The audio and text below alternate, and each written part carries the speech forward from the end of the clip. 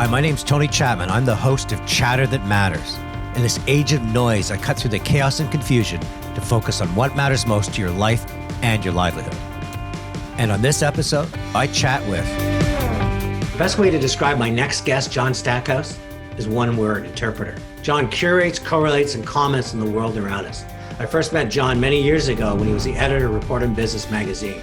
Then he became editor-in-chief of the Globe and Mail, Canada's national newspaper. Accomplished author, 4 books, and more recently he joined RBC, Office of the President, as a Senior VP. In his job, he gathers and interprets global economic, business, political, and social trends, providing leadership team and board the insights that matter. John Stackhouse, welcome to Chatter That Matters. Thank you, Tony. It's always great to see you. I'm only sorry it's not in person, but welcome to 2020. Speaking of 2020, your new book, Planet Canada, fantastic. I've read some excerpts already. It's on order. Tell me a little bit about it, and what do you think the audience will get from reading it? It is about Canada's strategic asset, our superpower for the 2020s that we are completely missing, which is our global population.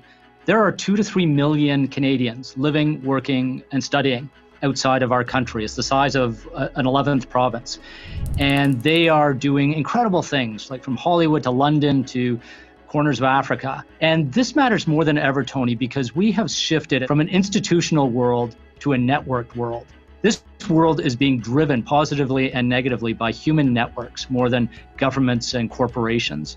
And so how does Canada use this network of 2 million or more Canadians all over the world to enhance our place in the world? Because on our own, we're not going to cut it. We're shrinking. The rest of the world's getting bigger. We got to rethink how we take on the world and make it more Planet Canada using that secret force of expats. When you talk about that, and I agree with you, but it's not the Canadian way. We tend to have this sense of humility and almost this imposter syndrome. How do we get the courage to tap into this massive network and say, hey, let's do things together for the benefit of what you're doing in Dubai or London and what we want to create in Canada? We have to become more like Israel and Singapore. We call ourselves a middle power.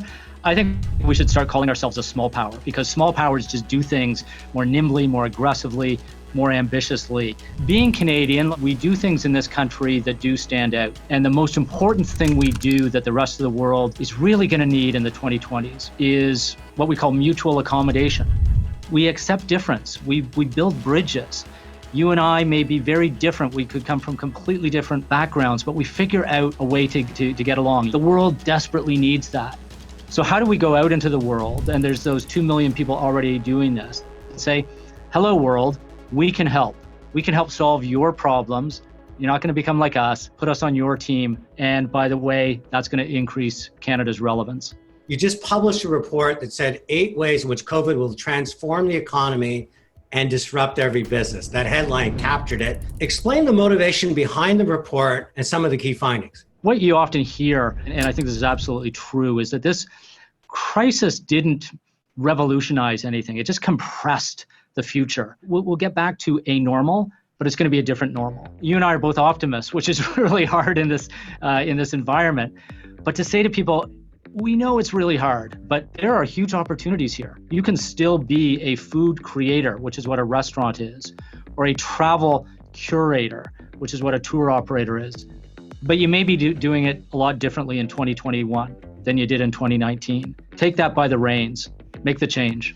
How do we turn the optimist lens on that someone that's got to where I am today, doesn't know where to go, can start looking at their world a little different? Where's that mindset? One of the areas I draw strength from is from others who have lived through crises. You know, I have a media background, as you highlighted. We tend to like to declare the end of the world. You know, that's a great headline, end of the world today. I think that's from a Simpsons episode. It's never the end of the world. When you talk to people who have taken a breath and lived through previous crises, they say those are the moments where they made some of the most important decisions of their life, where they made key business decisions, where they were able to get rid of all the clutter, which we all need to do in our lives from time to time.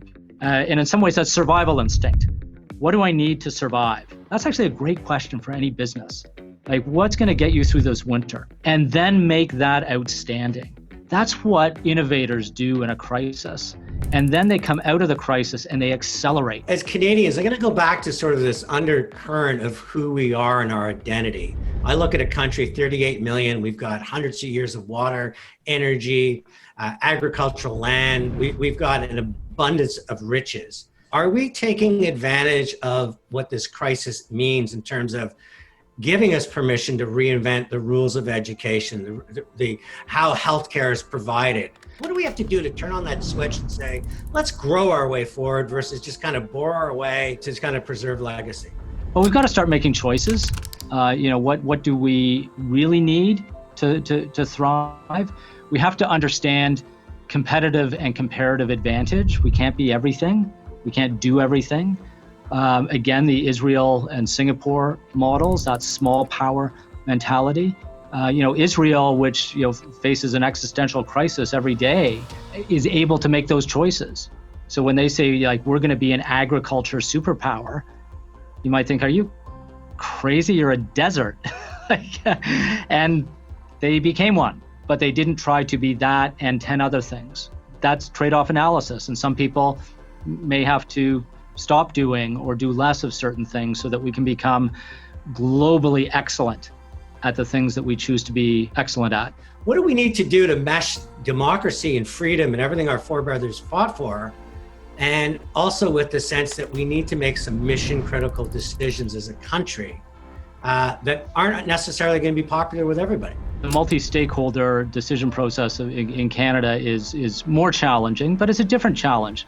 I think we have to not use that as an excuse, but be much more focused in things like time limiting decisions.